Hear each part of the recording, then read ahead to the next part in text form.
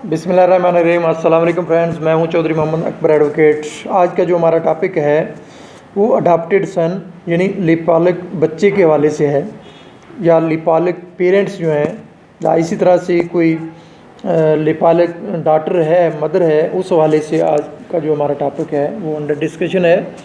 इससे पहले कि मैं तफसील में जाऊं, मेरी दोस्तों से रिक्वेस्ट है कि मेरे चैनल को लाइक करें, सब्सक्राइब करें और बेल आइकन को ज़रूर दबाएं ताकि मेरी जो भी नई वीडियो है वो सबसे पहले जो है वो आप लोगों तक पहुंच सके।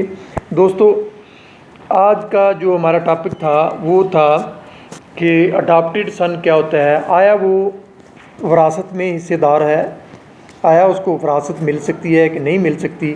और इसी तरह से हम बात करेंगे कि इंडिया का जो सक्सेशन एक्ट है 1956 उसके हवाले से कि वो क्या कहता है, और इसी तरह अदर कंट्रीज़ के जो सक्सेशन लॉज हैं उनके हवाले से अडॉप्टेड सन की जो है वो क्या अहमियत है और आया वो उसमें शेयर ले सकते हैं कि नहीं। सबसे पहले हम शरई तौर पे बात करेंगे कि इस्लाम में अडॉप्टेड सन जो है वो किसी भी विरासत का किसी भी तरीके से जो है वो हकदार नहीं होता।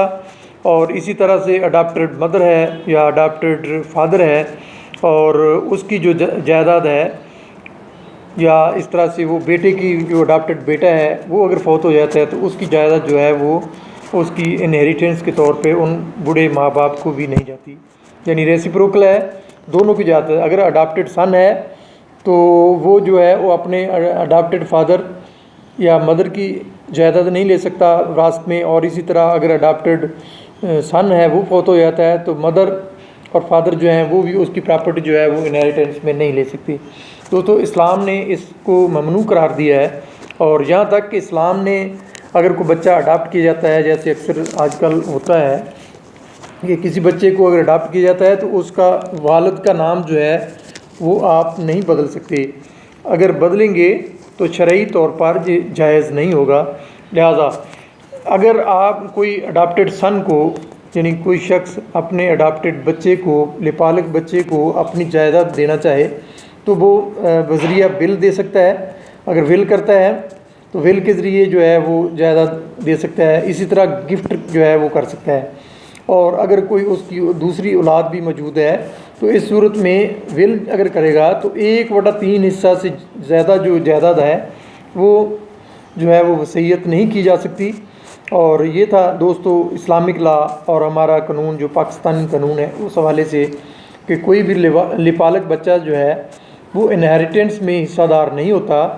लेकिन अगर अपने जो लिपालक बच्चा है, जिन लोगों ने उसको अडॉप्ट किया है, उसकी वालिद है, वालदा हैं, कोई भी है जिसने उसको अडॉप्ट किया है, जिस आदमी ने उसको अडॉप्ट किया है, अगर वो अपनी ज़िंदगी में चाहे तो उस लिपालक बच्चे को वो अपनी जायदाद वगैरह जो है वो गिफ्ट कर सकता है। इस तरह से विल जो है या वसीयत जो है वो कर सकता है।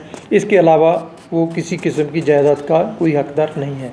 दोस्तों, अगर हम बात करें कि इंडियन लॉज के हवाले से, तो इंडिया का जो सक्सेशन एक्ट 1956 है उसके तहत जो बायोलॉजिकल जो सन है या पेरेंट्स हैं वो जायदाद में विरासत ले सकते हैं। ये हमारे यानी पाकिस्तानी कानून के बिल्कुल अपोजिट है, क्योंकि सक्सेशन लॉज में, इंडिया के सक्सेशन लॉज में सन की तारीफ़ जो है वो नहीं की गई है।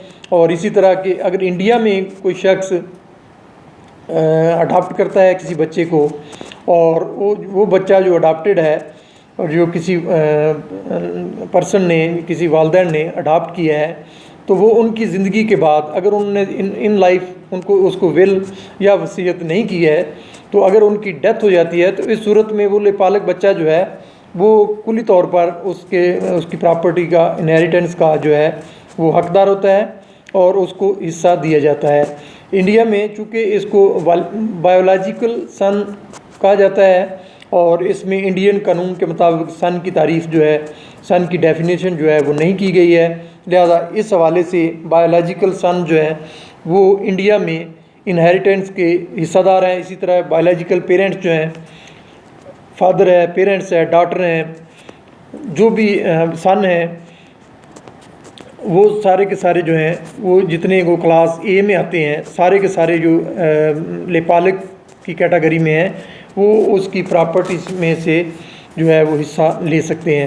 اسی طرح سے ہم اگر انگلینڈ یا پھر امریکہ کے لاز کی بات کریں تو وہ ان کے قوانین میں بھی یہ شامل ہے کہ بایولوجیکل سن، اگر کوئی شخص کسی بچے کو اڈاپٹ کرتا ہے، اس کو پالتا ہے، پوستا ہے، بڑا کرتا ہے، تو وہ ان کا بچہ جو ہے وہ بایولوجیکل سن جو ہے وہ ڈکلیئر ہے، اور بایولوجیکل سن جو ہے وہ ان کی وراثت میں مکمل حصہ دار ہوتا ہے۔